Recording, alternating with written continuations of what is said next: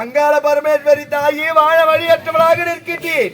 வாழ்க்கை பிச்சை கொடுத்தால் உயிர் வாழ்வை நிலை என்றாலம்மா உன் ஆலயத்திலே என் உயிரியை விட்டு விடுவேன். அம்மா உனக்கு என்ன குறை? உன் குறையை என்கிட்ட சொல்லு, நான் தீர்த்து வைக்கிறேன். ஒரு நேரத்தையே மனதார என் காதலை காதலித்தீர்கள். என் தந்தைக்கோ பிடிக்கவில்லை, பிடிக்காத காரணத்தினால் பிரித்து வைத்து விட்டார். பிரிக்க முடியவில்லை. ஏனென்றால் நாகஜோதி பொருளை கொண்டு வர வேண்டும் என்ற ஒரே காரணத்தினால் பொய் உரைத்து களவாடி வரும் நேரத்தில் மணிமனைக்கு அடித்து துன்புறுத்தி சித்திரவதை செய்தாமா கொடிய சாபத்தை கொடுத்து விட்டாளம்மா. என்ன சாபம் தெரியுமா? என்ன சாபம்? 4448 வியாதி, கொடிய வியாதி, குஷ்டம் பிடிக்க வேண்டும் என்று சாபத்தை கொடுத்து விட்டாள். பெண் என்று பாராமல் என் காதலை என்னோடு சேர்ந்து வாழ வேண்டும் என்று காலை பிடித்து மன்றாடி கேட்டார்.